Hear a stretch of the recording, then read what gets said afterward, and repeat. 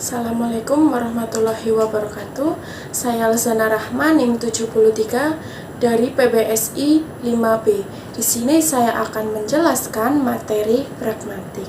Yang pertama ada teori relevansi 1. Dalam pendekatan teori relevansi, seluruh kerangka maksim Chris sepenuhnya digantikan oleh prinsip-prinsip relevansi. Ciri pertama yang perlu dicatat dalam prinsip relevansi adalah bidang daya terapannya tidak hanya pada komunikasi, tetapi juga pada bidang kognisi pada umumnya. Ciri kedua yakni perwujudan karakteristik ekonomisnya adalah konsekuensi langsung asal-usul kognitif prinsip ini. Dan ciri ketiga adalah kapasitasnya baik dalam membentuk ujaran-ujaran yang disumbangkan oleh penutur terhadap komunitas maupun dalam mempengaruhi bagaimana pendengar ujaran.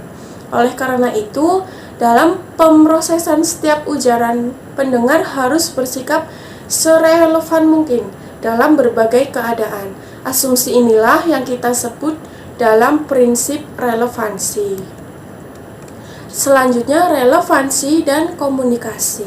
Penelitian Chris tentang maksim-maksim percakapan dapat dipandang memberikan unsur-unsur sistem konfirmasi hipotesis pragmatik. Semua maksim Chris dapat diganti dengan prinsip relevansi tunggal bahwa penutur berusaha bersikap serelevan mungkin dalam berbagai keadaan yang bila diuraikan secara tepat dapat mengatasi sejumlah besar data yang didapat dijelaskan dengan rancangan maksim-maksim Chris.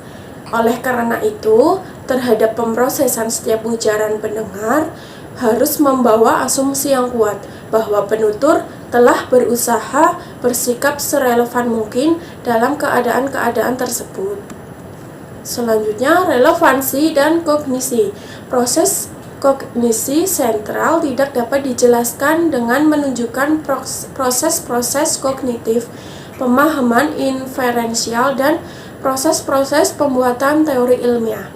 Speber dan Wilson menunjukkan sejumlah cara di mana proses sentral yang diperlukan untuk pembuatan teori ilmiah berbeda dari proses-proses yang diperlukan untuk pemahaman inferensial seperti proses yang sangat berbeda, sains berurusan dengan alam yang tidak terlibat aktif dalam membantu pembuatan teori, sedangkan penutur dalam komunikasi biasanya menghasilkan ujaran-ujaran dengan cara yang dapat membantu pemahaman. Pembuatan teori ilmiah merupakan aktivitas intelektual yang luar biasa, sedangkan pemahaman inferensial merupakan kemampuan yang benar-benar lebih bersifat biasa. Menurut Sperber dan Wilson, interpretasi berjalan dengan dua tahap: pembentukan hipotesis tentang niat komunikasi penutur dan konfirmasi hipotesis tersebut. Selanjutnya, kritik filosofis terhadap teori relevansi. Positivisme logika. Positivisme logika muncul untuk melawan konteks kultural di mana orang semakin percaya, yang tentu saja didorong oleh semakin suksesnya sains, bahwa sains dapat memberikan jawaban atas persoalan penting dari sejumlah bidang. Positivisme logika berfungsi untuk melegalkan sentimen-sentimen Calvinisme sains ini dan penghinaan terhadap pertanyaan-pertanyaan non-ilmiah yang menyertai Calvinisme ini dengan menegakkan norma-norma dan standar-standar sains sebagai kriteria wacana yang bermakna dalam penelitian. Teori verifiabilitas atau daya pembuktian kebenaran, makna ini merupakan fokus terdalam penyangkalan diri yang dilontarkan oleh Putnam terhadap positivisme. Yang kedua ada teori relevansi 2. Positivisme logika Putnam mengajukan kriteria signifikasi terhadap di mana setiap pernyataan yang tidak dapat dibuktikan kebenaran secara langsung dianggap tidak ada artinya. Klaim Putnam inilah bahwa dengan mengenali kontribusi kondisi-kondisi ini dan kondisi-kondisi lain terhadap makna pernyataan-pernyataan teoritis ilmiah. Kalangan positivis telah menghasilkan penjelasan reduksionis terhadap makna pernyataan-pernyataan ini, dan yang penting, penjelasan reduksionis terhadap gagasan-gagasan makna dan rasionalitas. Selanjutnya, reduksionisme ilmiah terhadap teori relevansi. Kaidah-kaidah eliminasi. Menurut Sperber dan Wilson, asumsi diproses dengan piranti-piranti deduktif sentral. Piranti ini mengakses entry-entry logika konsep dan menerapkan pada asumsi-asumsi inilah kaidah eliminasi yang terkandung dalam entry-entry ini.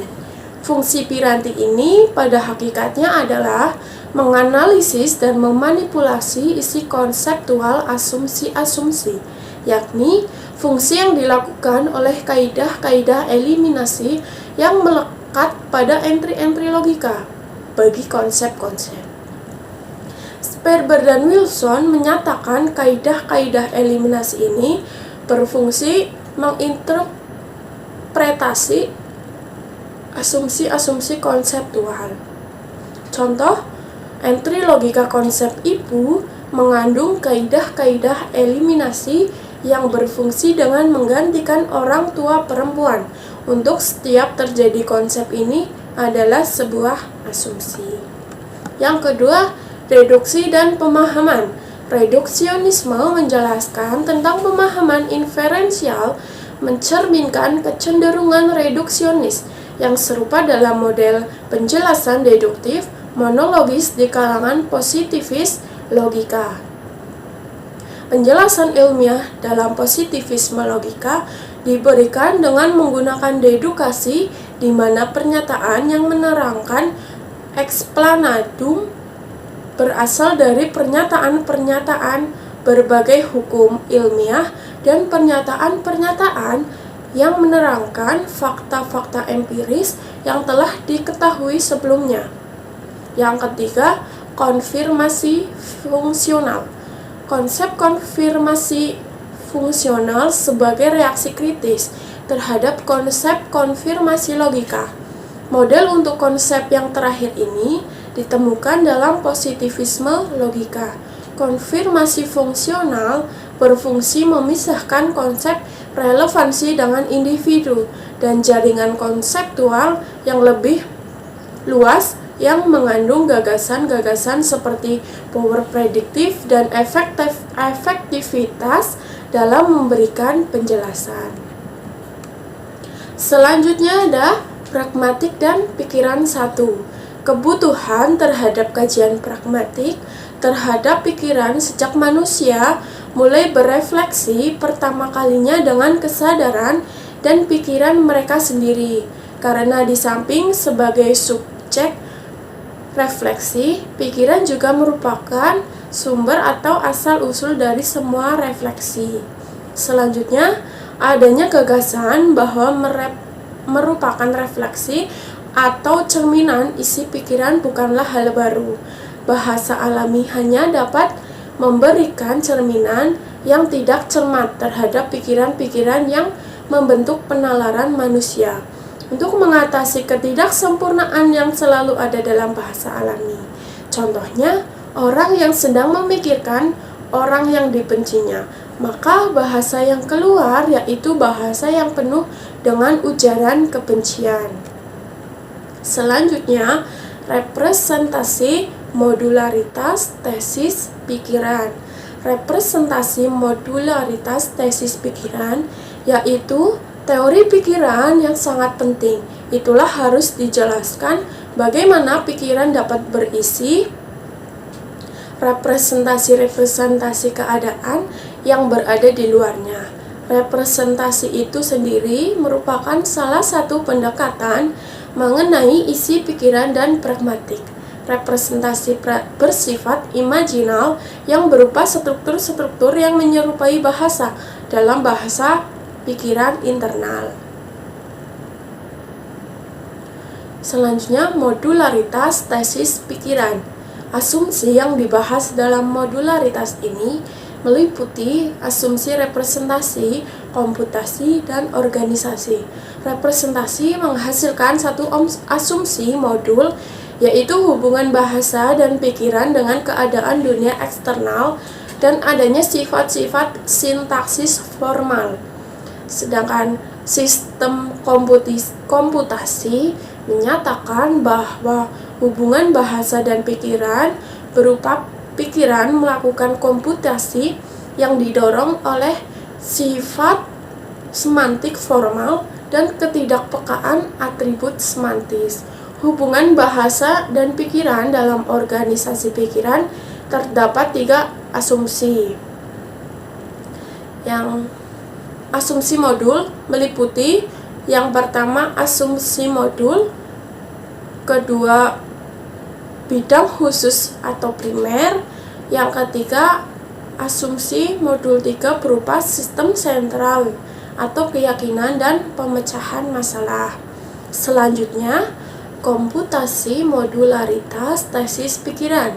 Komputasi modularitas tesis pikiran yaitu Hobbes mengajukan teori komputasional yang menganggap bahwa pikiran manusia adalah komputasi. Di dalamnya terdapat penambahan dan pengurangan yang kemudian mencerminkan penalaran pikiran. Komputasi pada dasarnya merupakan representasi yang tidak dapat dipisahkan dari fungsi pikiran dalam kegiatan operasi kognitif. Selanjutnya, organisasi modularitas tesis pikiran. Organisasi modularitas tesis pikiran yaitu bahwa hakikat pendekatan modul terhadap pikiran terletak dalam pengorganisasian struktur-struktur pikiran yang kompleks. Pada tataran pengorganisasian makro, pikiran dianggap terdiri atas sejumlah kemampuan yang berbeda namun berkaitan. Sedangkan pada tataran pengorganisasian pikiran, sejumlah kemampuan pikirannya adalah modul-modul kognitif menurut pengertian istilah yang diberikan Fodor.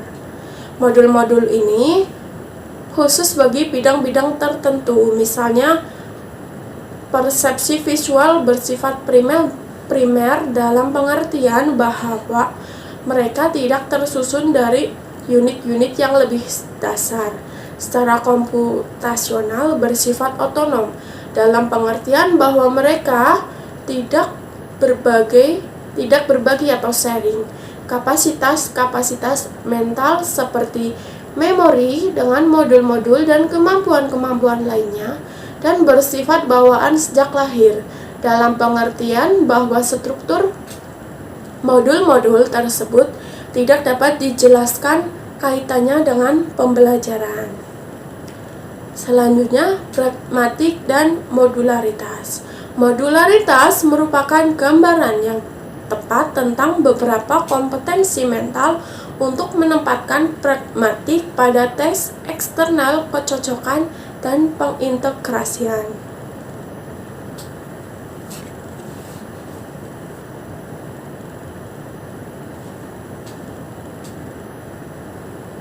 Selanjutnya, Kaiser tentang modularitas pragmatik.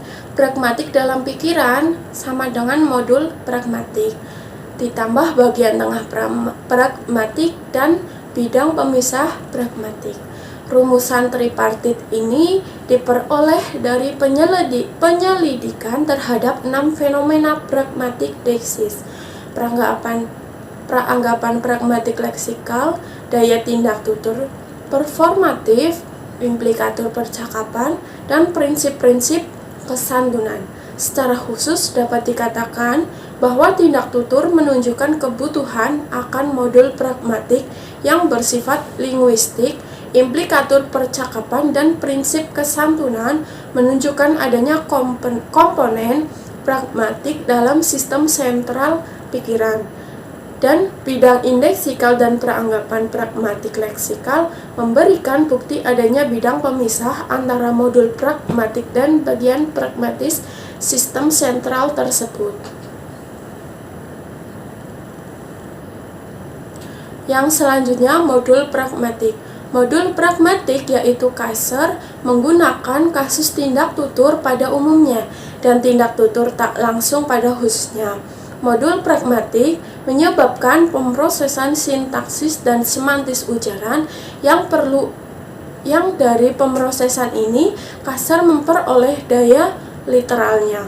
Modul pragmatik menentukan daya literal dengan menggunakan sifat-sifat sintaksis ujaran yang sedang dianalisis dan sifat-sifat semantis unsur-unsur leksikal ujaran dan unsur-unsur lainnya. Selanjutnya, sistem sentral pragmatik. Maksud dari sistem sentral pragmatik yaitu pernyataan-pernyataan yang dilontarkan Kaiser tentang bagian pragmatik sistem sentral, meskipun dapat dipertahankan sendiri, benar-benar dibatasi pada sistem ini karena adanya asumsi-asumsi kerangka modul. Memang, pernyataan-pernyataan Kaiser relevan dengan pengoperasian begitu banyak fenomena kognitif sehingga tidak ada landasan yang dapat digunakan untuk menegakkan pembedaan antara proses-proses input dan proses-proses sentral. Selanjutnya, bidang pemisah pragmatik. Bidang pemisah pragmatik Kaiser dapat mengintegrasikan proses-proses modul yang berbeda yang dalam melakukannya mencerminkan realitas fenomena-fenomena kognitif secara lebih baik daripada pandangan-pandangan modul pragmatik dan sistem sentralnya. Selanjutnya, pragmatik dan pikiran dua. Sperber dan Wilson berasumsi bahwa ada hubungan yang diperlukan antara modularitas sistem linguistik dan kenyataan bahwa ia menggabungkan tata bahasa atau kode. Dengan demikian, pernyataan bahwa pragmatik merupakan modul pada hakikatnya sama dengan pernyataan bahwa ada kode pragmatik.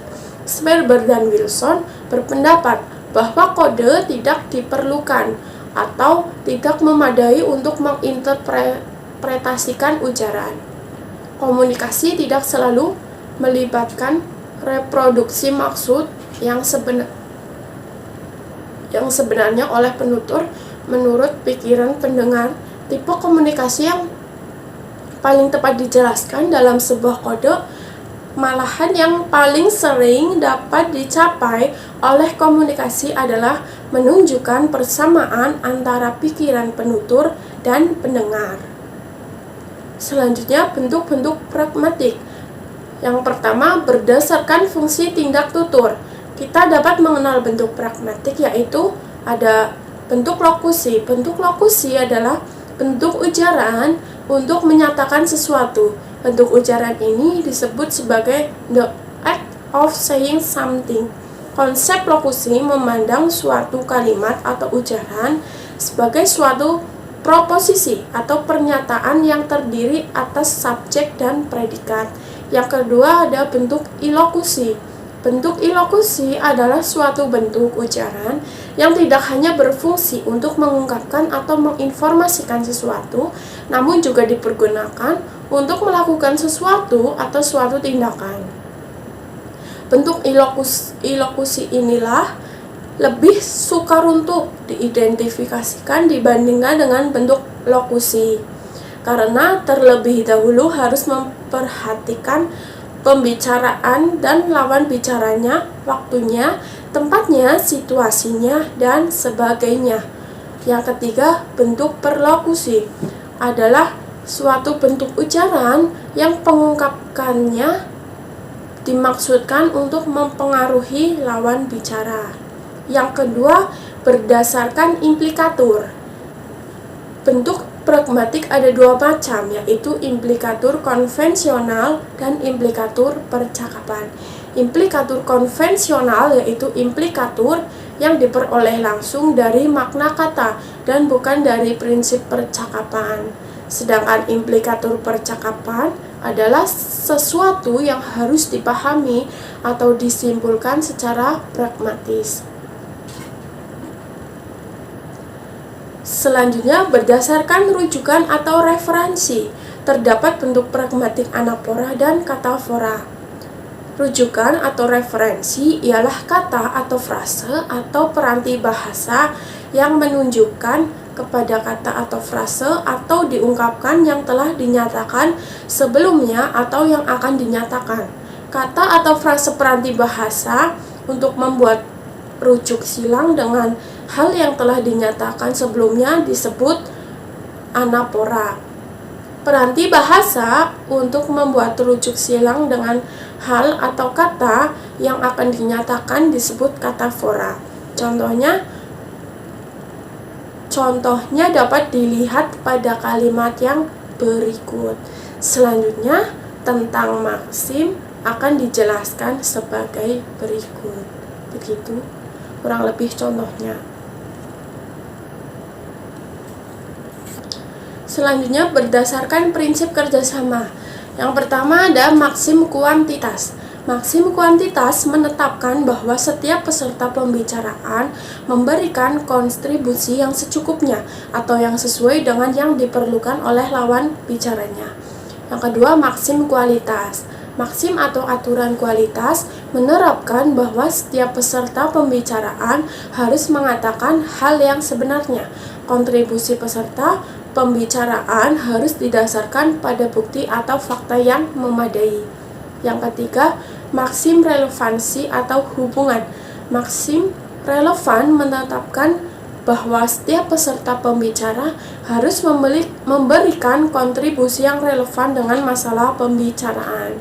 Yang keempat, maksim cara atau maksim pelaksanaan.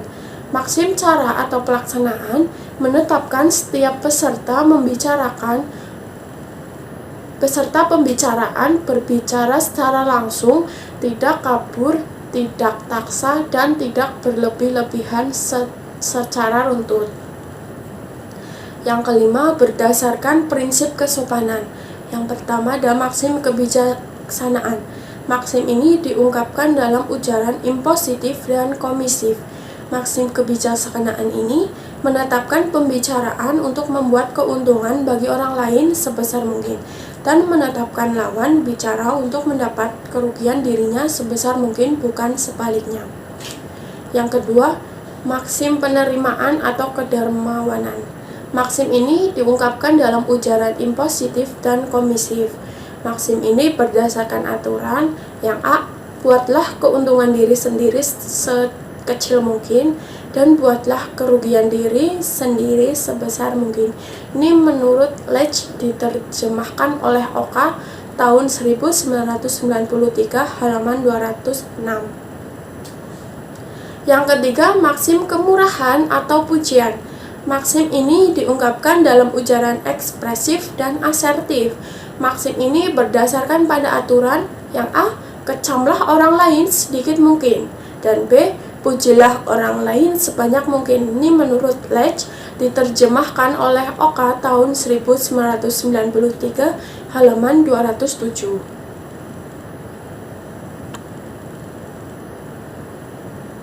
Yang keempat, maksim kerendahan hati. Maksim ini diungkapkan dalam ujaran ekspresif dan asertif. Maksim ini berdasarkan pada aturan yang A, pujilah diri sendiri sedikit mungkin dan kecamlah diri sendiri sebanyak mungkin. Yang kelima, kesepakatan atau kecocokan. Maksim ini diungkapkan dalam ujaran ekspresif dan asertif.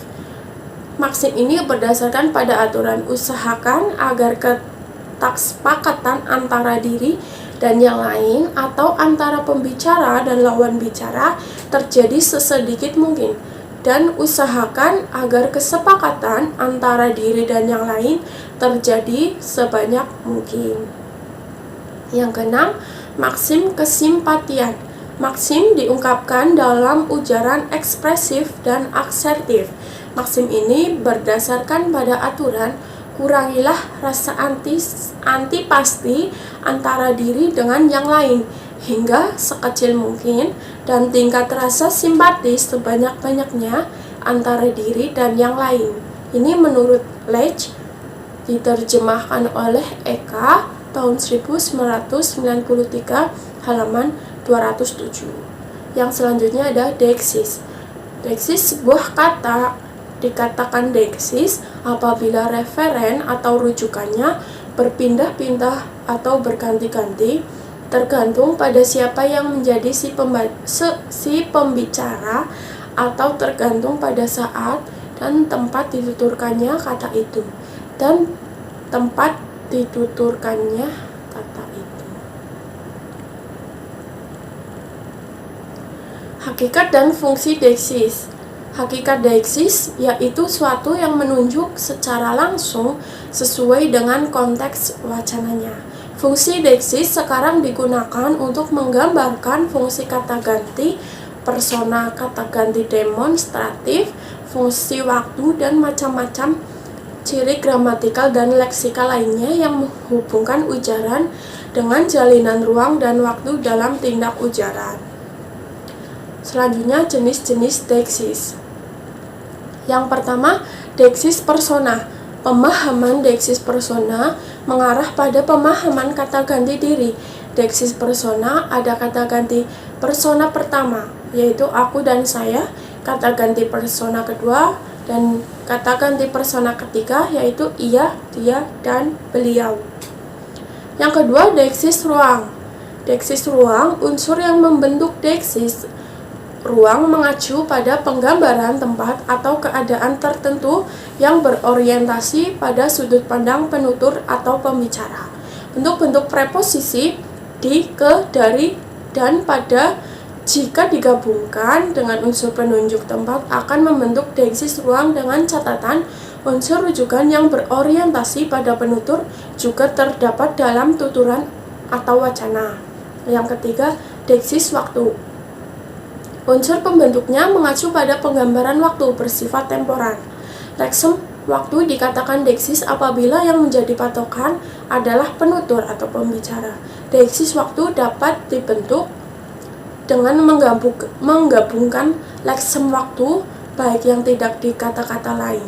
Misalnya kata ini dan itu. Terima kasih. Sekian penjelasan dari saya, kurang lebihnya mohon maaf. Wassalamualaikum warahmatullahi wabarakatuh.